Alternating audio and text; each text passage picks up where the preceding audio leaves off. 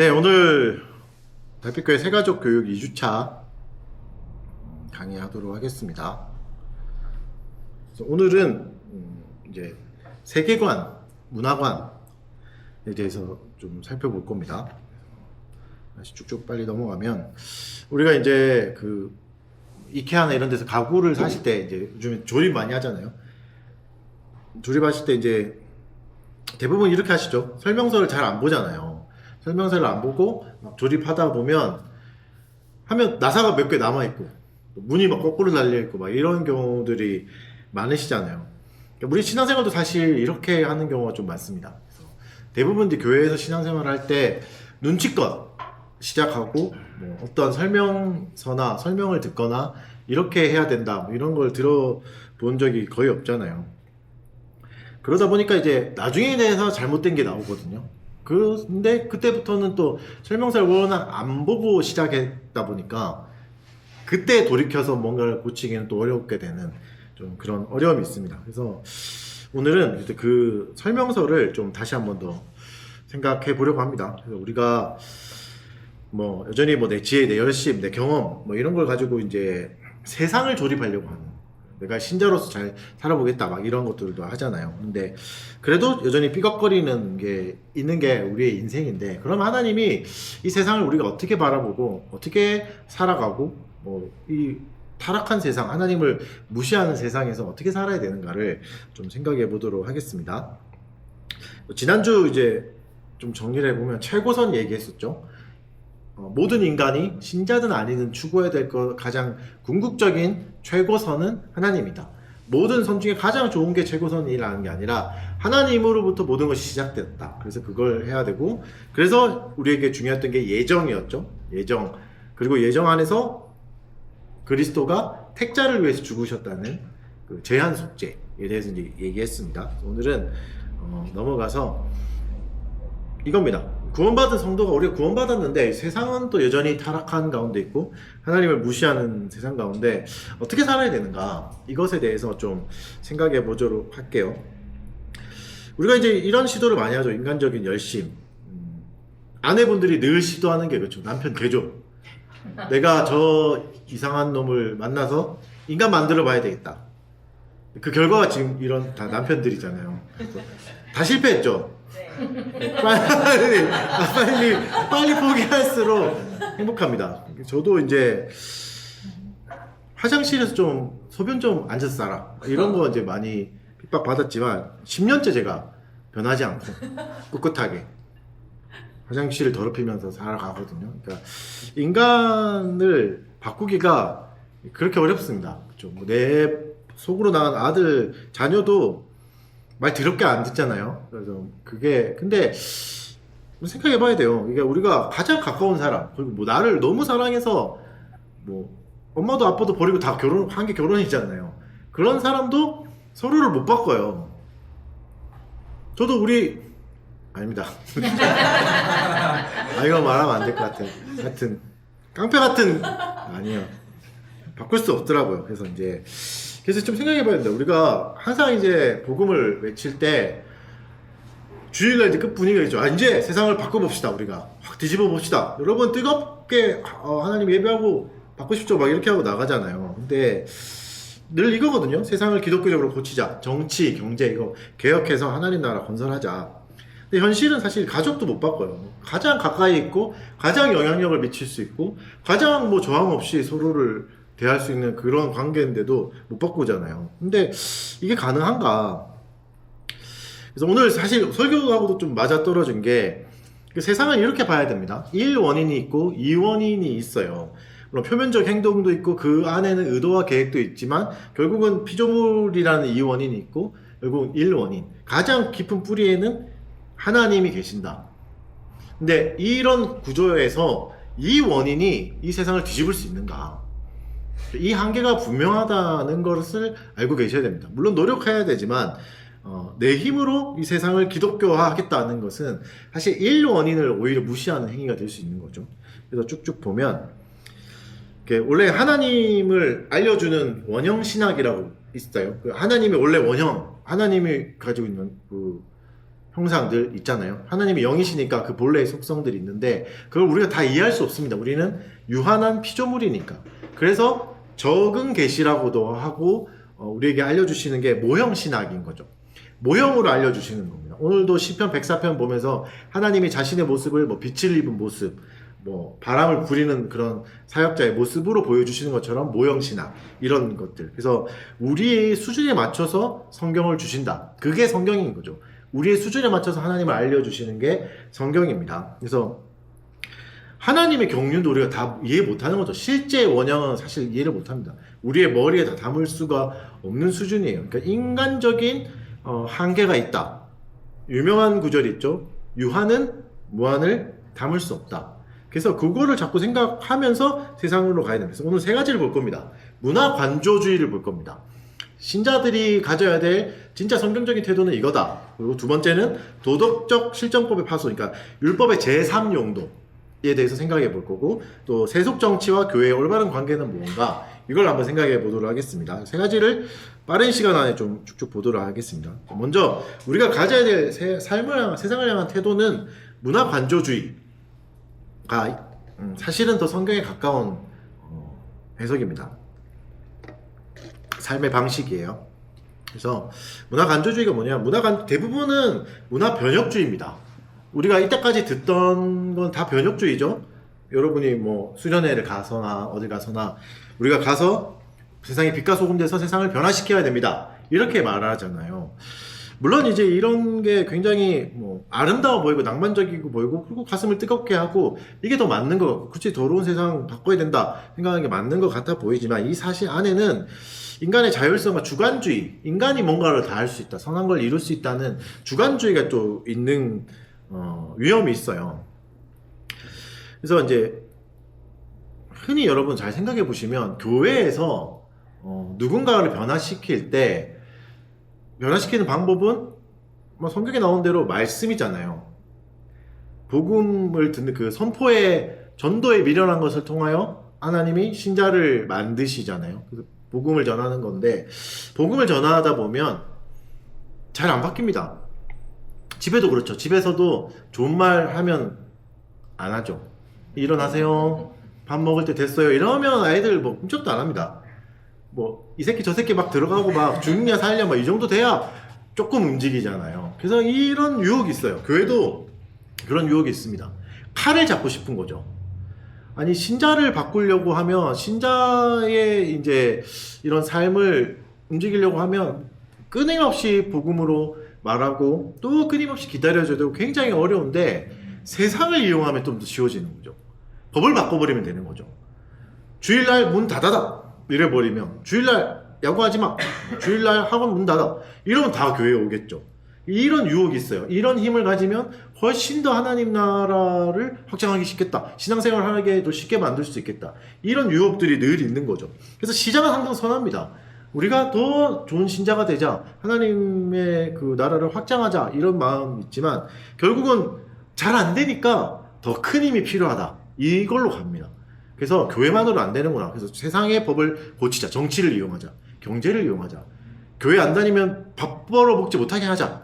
이렇게 되는 거죠. 그러면 뭐가 없어지죠? 복음이 상실됩니다. 그 대표적인 예가 십자군 전쟁이죠. 의도는 좋았어요. 하나님 나라를 뭐 전도하고 이슬람에게 잡힌 나라를 살려내자 이런 거였는데 결국은 다 어떻게 되죠?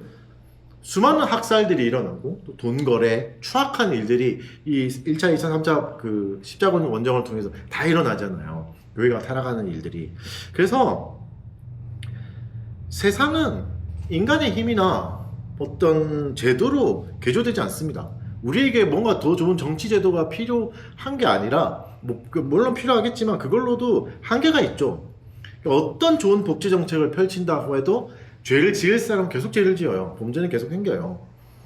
그러니까 천국은 없잖아요. 그렇다고 뭐 공산주의로 해서 모두를 다 꼼짝없이 감시하고 막 철통같이 이렇게 하면 사람들이 다 착해지나? 그렇지도 않죠. 거기서도 계속 범죄는 일어나는 거죠. 그래서 인간의 이 힘의 한계는 분명합니다. 그래서 이러다 보니까 세상을 변혁하려고 하니까 안 되니까 결국 다 또 택하는 게 뭐냐면 도피주의를 택해요. 세상과 분리돼 버리는 거죠. 아예. 그래서 망할 세상, 어차피 망할 거니까 우리끼리 잘 삽시다. 그래서 도피주의를 만들고 우리끼리 경제 시스템 만듭시다. 우리끼리 뭐 물건 유통하고 기독교 임금만 사줍시다. 그래서 또 이제 산소 기도원을 가거나 세상과 완전히 담을 쌓는 삶을 살게 돼요. 복음, 선교, 전도합시다. 우리끼리만 말하고 교회 안에서만 살고 회사 하나님께 충성해야지. 회사 그만 다니고 순종하십시오. 내려놓으십시오. 해서 막 교회에서 모이고 이렇게 돼버리면 그것도 사실 성경적이지 않습니다. 이게 요한복음 17장 15절 말씀이 예수님이 마지막 대제사장적인 기도잖아요. 하늘나라 올라가시기 전에 십자가 지고 하늘로 승천하시기 전에 이렇게 말씀하셨어요. 내가 비옵는 것은 그들을 세상에서 데려가기 위함이 아니라 죄에 빠지지 않고 보존하기 위함이다. 예수님이 천국 가시는데 다 데려가면 좋잖아요. 그런데 그게 목적이 아니다. 이 험한 세상에 너희가 남아있으면서 그러나 악에 빠지지 않기를 내가 원한다. 그걸 위해서 내가 간다. 이렇게 말씀하세요. 그러니까 세상에서 피해서 우리끼리만의 공동체, 우리끼리만의 안전한 뭐 회사, 기독교인 회사를 만들고 기독교인만 다닐 수 있는 그룹, 기독교인만 할 수 있는 그걸 만드는 게 답은 아닌 거죠. 예수님이 주신 답은 더더욱 아닌 겁니다. 그래서 도피주의도 답은 아닙니다. 그래서 오히려 성경이 제시하는, 뚜렷하게 우리에게 제시하는 삶의 방향은 뭐냐면 문화 관조주의입니다. 문화 관조주의, 문화 변혁이 아닌 거죠.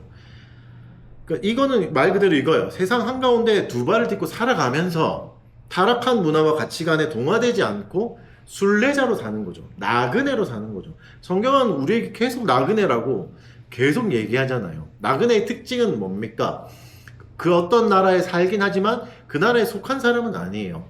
우리가 미국에 이민 가서 오랫동안 시민권 받고 다 산다고 해도 그 나라 사람이 되는 거는 아니잖아요.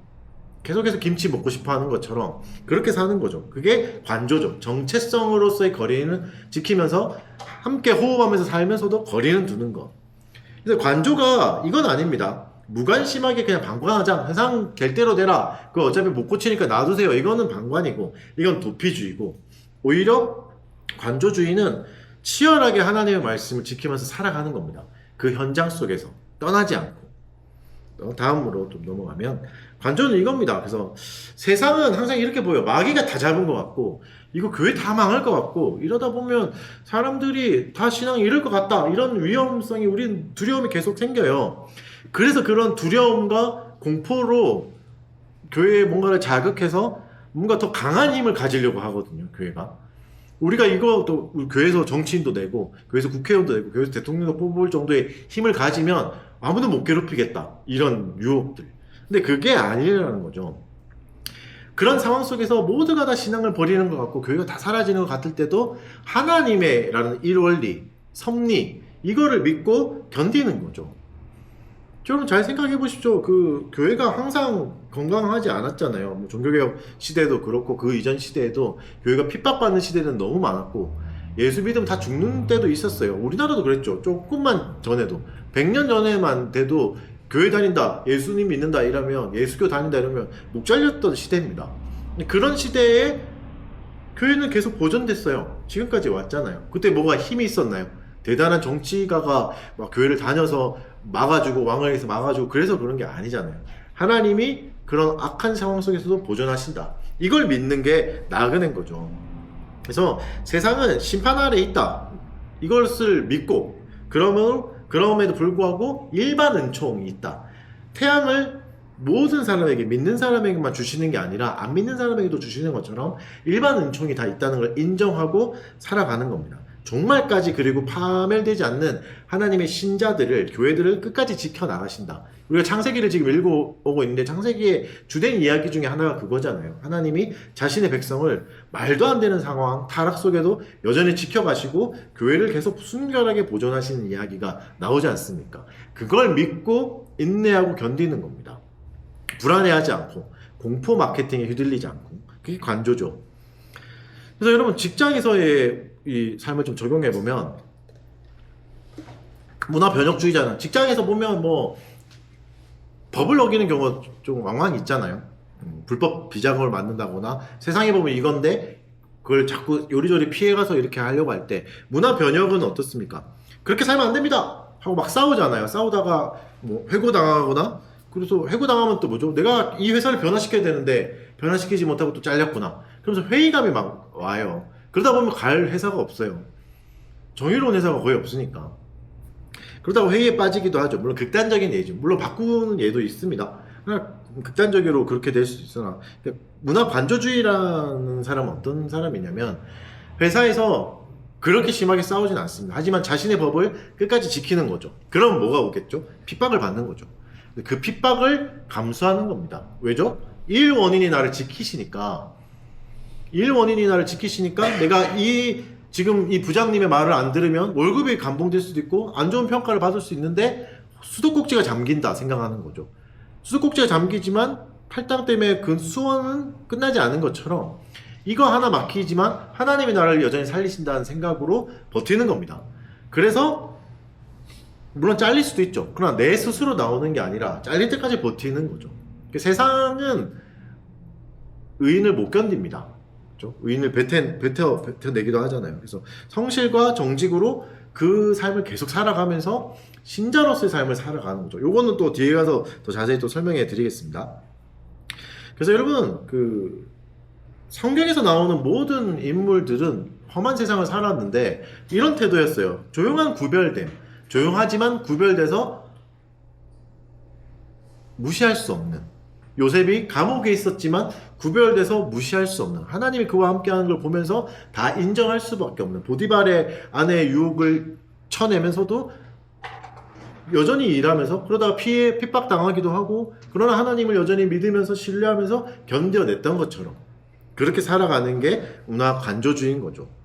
나의 주권자는 하나님이시다는 것을 계속 믿으면서 하는 것. 이게 여러분, 이 구별됨 자체가 가장 강력한 힘입니다, 사실은. 그래서 구별됨이 사실 있어야 되는 거죠. 넘어가면, 그래서 하나님이 우리에게 요구하지 않은 게 이겁니다. 자, 이제 내가 너희를 구원했으니까 너희는 지금 출근해서 회사 가서 저 나쁜 회사들 다 변화시키고 와라. 다 기독교인으로 만들어라. 교회 다 다니게 해라. 이렇게 명령하신 적은 한 번도 없어요. 세상을 바꾸라고 하신 적은 없다고요. 제자 삼으라고는 하셨지만 제자 삼는 게 이런 게 아니잖아요. 그래서 여러분, 이 하나님의 다스림을 믿는다면 오히려 우리의 불안은 좀 내려놓을 수 있습니다. 내가 뭔가를 열심히 해서 세상이 바뀌는 게 아니구나. 그냥 내 할 일을 하는구나. 그래서 내 직장, 내 가족, 이 나라의 정치도 내 힘으로 못 바꿀 수 있어요. 근데 그 한계를 인정하라고 말씀하시는 겁니다. 그래서 뭘 누리라는 거죠? 그 안에서도 하나님 여전히 다스리시겠다는 그 통치를 믿고 인내하는 겁니다. 안심하는 겁니다. 내가 뭔가 좀 잘 못해도 또 뭔가 잘해도 그런다고 봄이 빨리 오는 게 아니고 봄이 또 늦게 오는 게 아니고 하나님 때에 온다. 내가 이 시간에 할 수 있는 걸 하자. 그리고 그거는 분명하게 말씀해 주십니다. 뭘 해야 되는지, 어떻게 살아야 되는지를. 그래서 이 주권 안에 세상이 줄 수 없는 진짜 안식을 누리는 거죠. 그래서 여러분은 뭐 두려움으로 뭔가를 자꾸 하게 하거나 아니면 공포로 하게 하거나 하는 것은 하나님의 방법이 아닙니다. 이거 안 하면 망한다. 너 이거 안 하면 나의 자녀가 아니야. 이렇게 말씀하지 않아요. 오히려 자유를 주시고 안식을 주십니다. 그러면서 신자로 살아가게 하는 거죠. 요셉이 불안해하지 않잖아요. 감옥에 있으나 보디발의 집에 있으나 그게 신자가 누리는 안식입니다. 그래서 이 문화 관조주의를 잘 살기 위해서는 이 율법의 제3 사용을 잘 해야 된다. 두 번째 진리죠. 율법의 3용도가 있습니다. 율법의 1용도, 2용도, 3용도가 있는데 세 번째 용도, 칼빈이 이제 말했던 건데, 그래서 관조주의로 말하면 아무것도 하지 말라는 말입니까? 이렇게 오해할 수 있는데 그 말은 아닙니다. 뭐 뒷짐지고 하늘만 보면서 뭐 영향력 끼치지 말란 말입니까? 숨어서 살란 말입니까? 아닙니다. 싸워야 됩니다. 강력하게 싸워야 됩니다. 그러나 방식은 달라요. 베드로가 예수님이 십자가 지려고 할 때 베드로의 방법은 뭐죠? 칼을 드는 거였죠. 칼로 귀를 잘라버리는, 종의 귀를 잘라버리는 거였지만 예수님이 말씀하시고는 칼을 든 자 칼로 망할 거라고.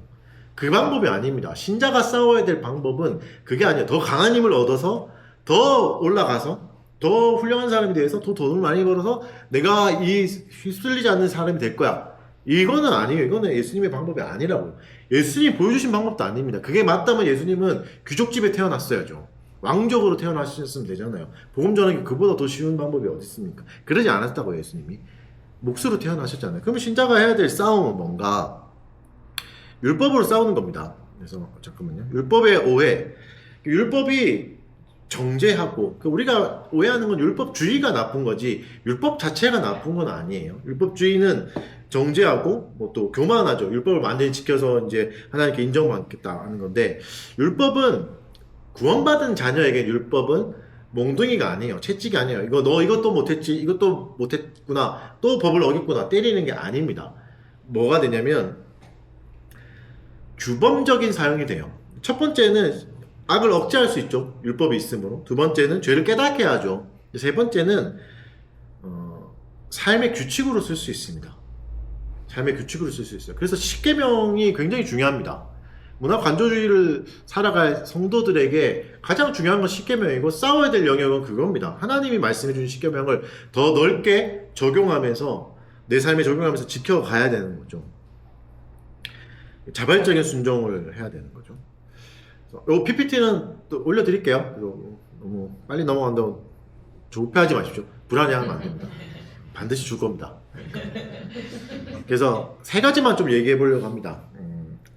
이 사회에서 가장 요즘에 힘든 게 이 세 가지라고 생각해서 세 가지만 정했는데, 도덕법이라고 말하는 하나님 주신 십계명은 도덕법입니다. 모든 인류가 다 지켜야 되는, 신자가 아니어도 지켜야 되는, 하나님이 만든 세상에 사니까. 그 세 가지가 주일 성수, 11조, 일부일처제입니다. 뭐 웃긴 거 다 하고 있는 거 아닌가 이렇게 생각하겠지만, 이것에서의 치밀하게 싸워야 되고 엄밀하게 싸워야 되죠. 그래야 오히려 관조주의로 진짜 나그네답게 세상에서 살아갈 수 있는 겁니다. 거창한 사회운동이 아니라 이게 평범해 보이지만 가장 강력한 세상을 향한 울림이 될 수 있어요. 첫 번째, 주일.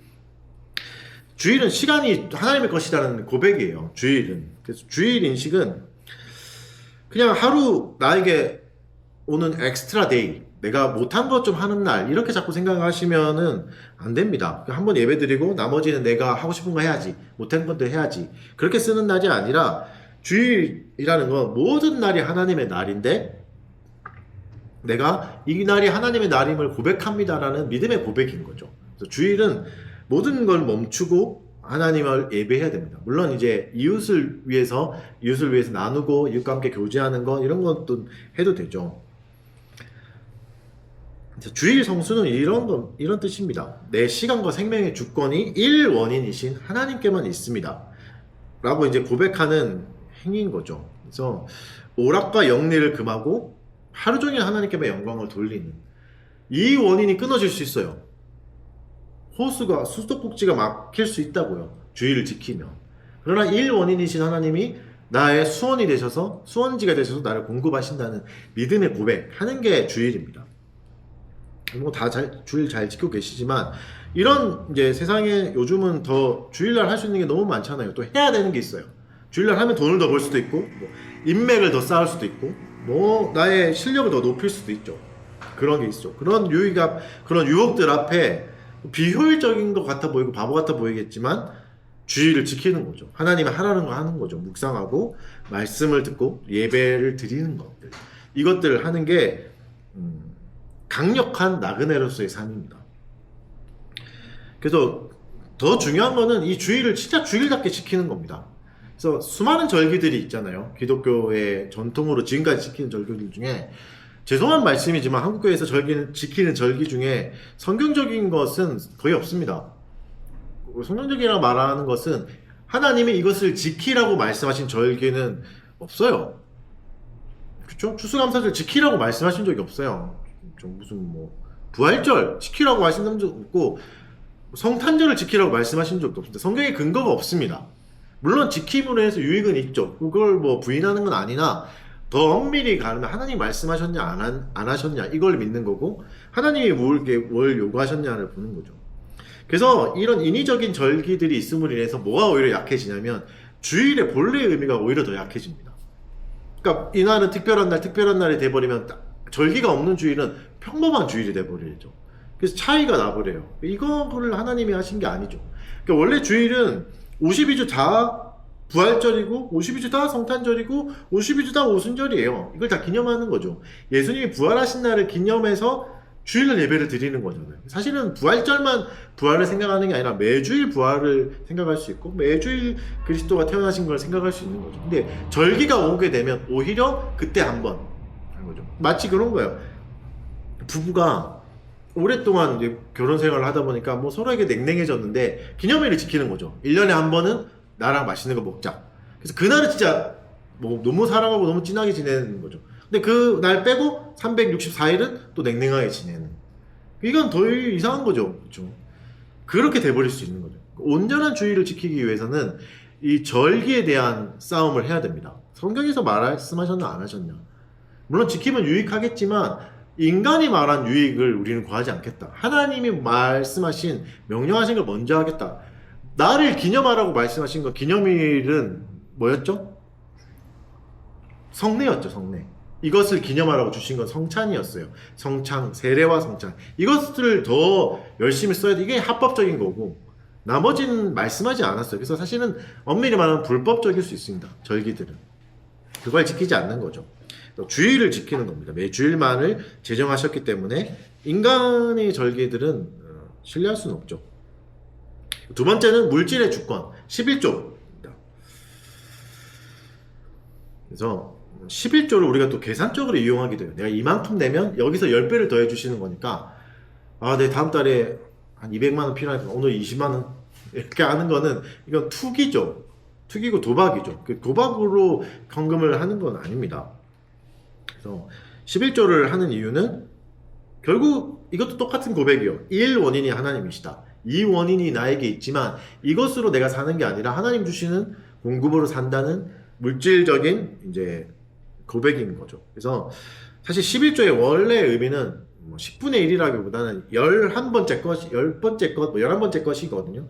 그때는 뭐 화폐가 있을 때가 아니잖아요. 처음 주실 때는 이렇게 셀 수 있는 뭐 양이나 셀 수 있는 뭐 곡식이잖아요. 그래서 11번째 것 이렇게 이제 드리는 거였는데 그래서 10분의 1이라기보다는 11번째 것 모든 것이 하나님께 있습니다라고 속한 고백인 겁니다. 그래서 이 분량 10분의 1이라는 분량은 폐지됐죠.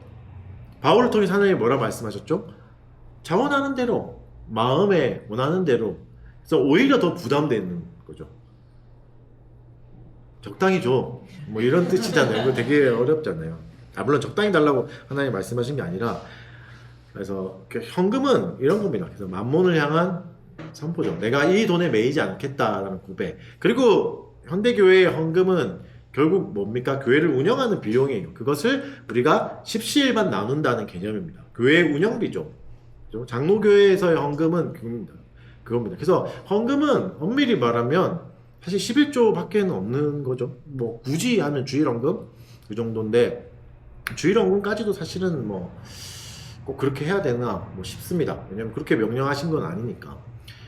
그래서 10분의 1이란 분량도 뭐 꼭 그렇진 않지만 우리에게 필요한 것은 이제 교회를 운영할 수 있는 비용이 얼마인가 그것을 계산해보고 뭐 그 안에서 이제 서로가 나눌 수 있는 양을 나누는 거 그게 가장 이제 성경적이고 오히려 합리적인 거겠죠. 네, 녹화는 계속 되고 있습니다. 요금만 꺼진 겁니다. 하여튼 그래서 이제 그 헌금 그래서 너무 많은 종류의 헌금도 잘못된 겁니다. 헌금의 이름이 너무 많이 붙잖아요. 생일 뭐 감사헌금 하여튼 감사헌금 아기 귀 빠진 날 감사헌금 하여튼 뭐 이상한 기념일 만드는 것처럼 투투 감사합니다 이렇게 만드는 것처럼 해서 오히려 이렇게 되면 아까 절기가 많아짐으로 주일이 약해지는 것처럼 수많은 헌금이 생기면서 진짜 드려야 될 헌금의 의미는 오히려 사라지게 되죠. 그래서 달빛교회는 그래서 그런 헌금이 없습니다. 심지어 헌금함도 어느 순간 안 갖다 놓기 시작했잖아요, 여러분. 그쵸. 그래서 이제 그런데 하여튼 11조는 그런 고백입니다. 10분의 1이라는 의미는 아니라는 거. 그리고 이제 세 번째는 일부 일처제. 이게 뭐 당연한 거 아니냐 하지만 창조의 질서를 찾는 그리고 장로교회에서의 모든 좋은 직분자는 다 어디서 오죠? 한 아내의 남편. 가정을 이루는 그 열매를 보고 거기서 직분자가 나오니까 이 결혼은 굉장히 중요합니다. 그러니까 결혼을 성경적으로 해야 직분자가 탄생할 수 있고 직분자가 있어야 교회가 운영될 수 있으니까 그래서 이거는 굉장히 중요한 시대입니다. 가정의 공격이 굉장히 많죠. 가정은 결국 교회의 기초이고 또 가시적 교회의 유기체잖아요. 교회를 통해서 가정을 통해서 교회가 사실은 생기는 거고 그래서 가정을 세우실 때 그냥 가정의 비유만 하신 게 아니라 마치 교회의 비유를 하시잖아요.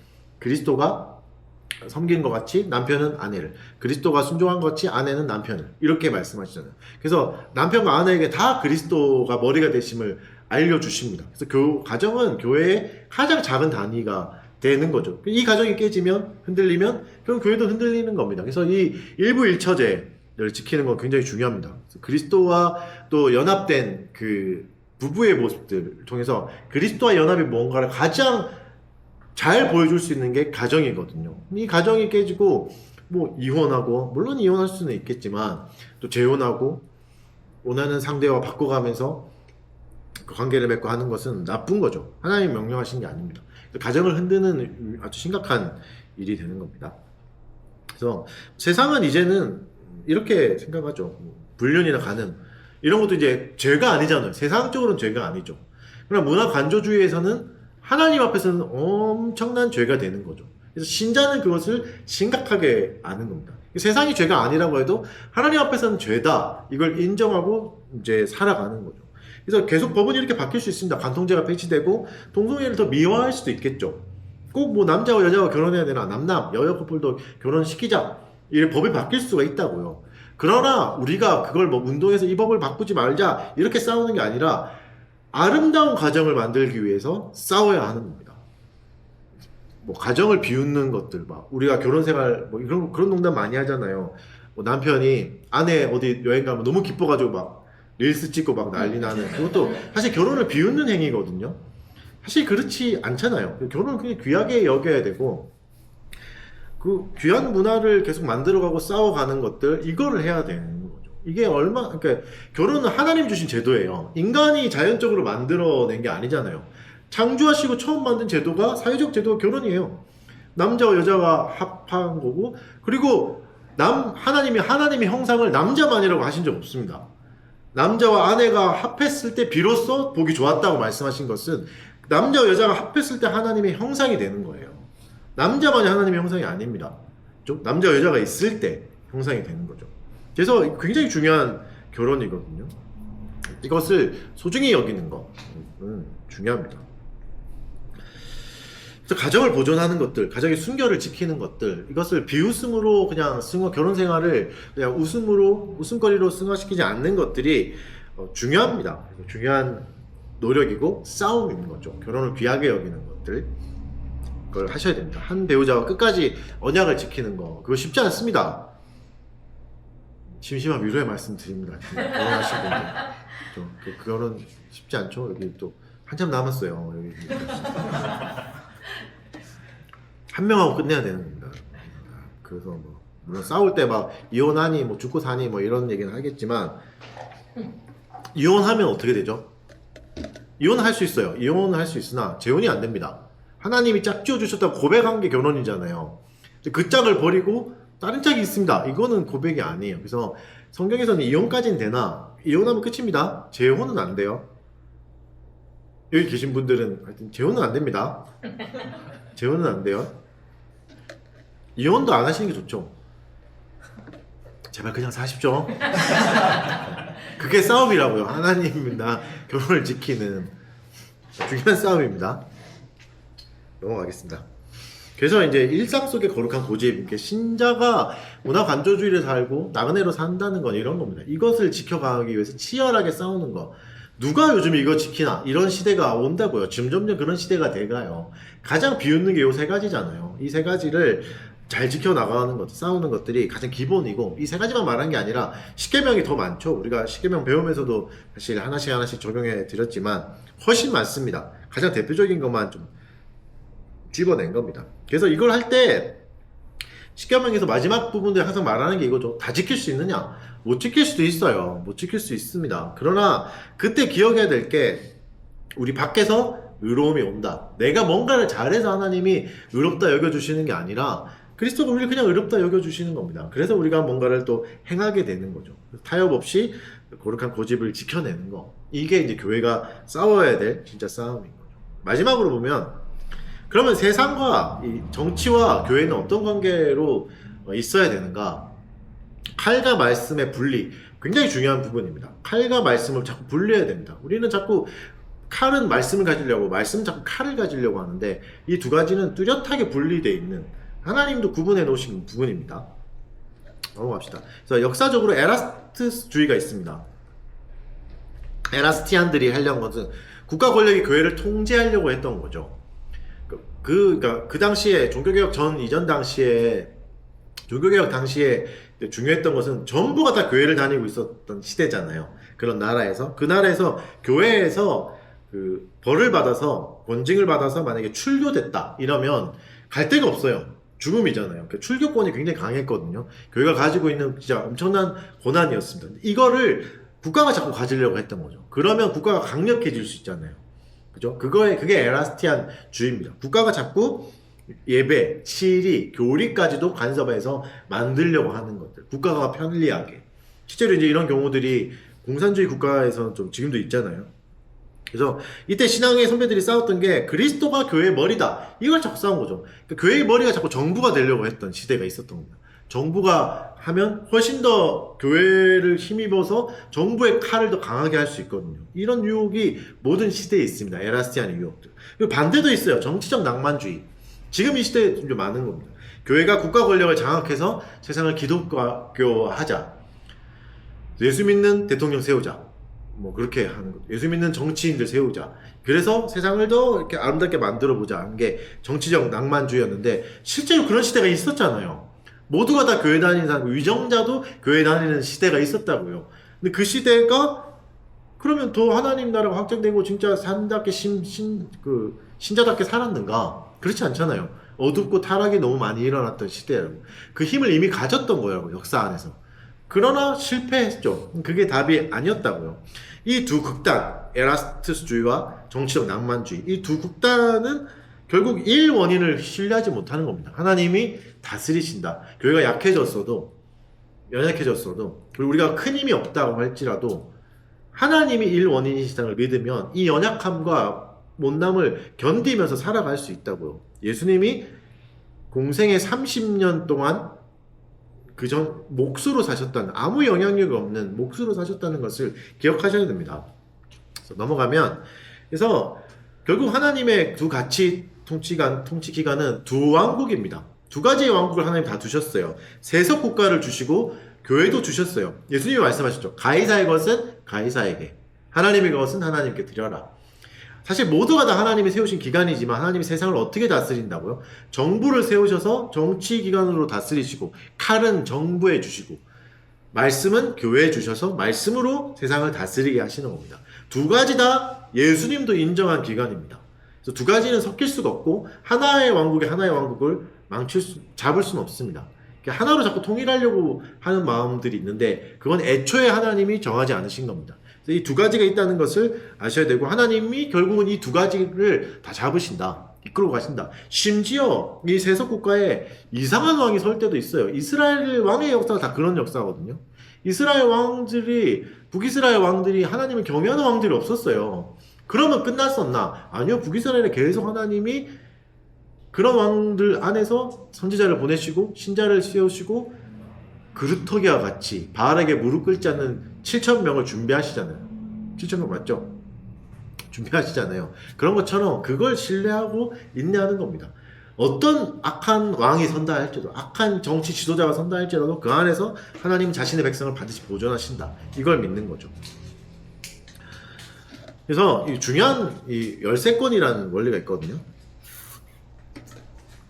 이 원리가 중요합니다. 그 베드로가 고백하죠. 주는 그리스도시요 살아계신 하나님의 아들이십니다. 잘했다 이러면서 예수님이 뭐라 하시죠? 이 고백 위에, 이 반석 위에 내 교회를 세우리라. 이렇게 말씀하시죠.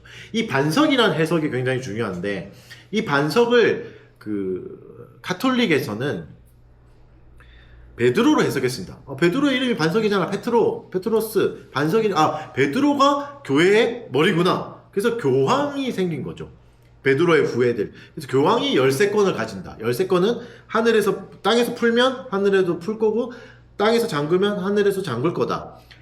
땅에서, 교회에서 너는 신자가 아니야 쫓아내면 하늘에서 쫓겨난다. 엄청난 권이죠, 열쇠권은. 근데 이게 베드로에게 있다. 이게 그 가톨릭의 해석이었는데, 그냥 원어를 보면 페트로스를 쓰지 않아요. 이 반석할 때 쓰는 단어는 페트라입니다.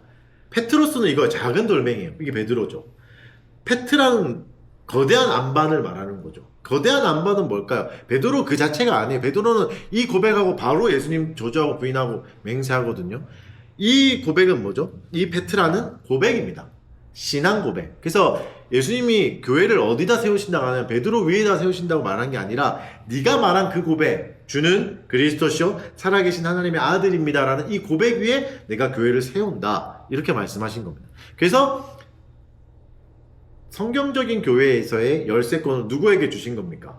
교황이라는 사람 한 명이 주신 게 아니라 그 고백하는 무리들, 이것을 대우리 문답에서 뭐라 그러죠? 가시적 교회라고 그러죠.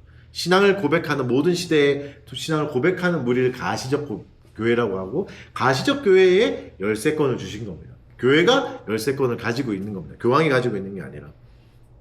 그래서 교회 진짜 무기는 이겁니다. 천국 열쇠입니다. 칼이 아니에요. 칼이 강력해 보이고 매력적이어 보이고 이게 욕심 나거든요. 저것만 가지면 훨씬 더 강력한 일을 많이 할 수 있을 것 같은데 안 그렇습니다. 교회가 가장 커졌을 때, 화려한 성전을 지었을 때 교회는 가장 타락하기도 했잖아요.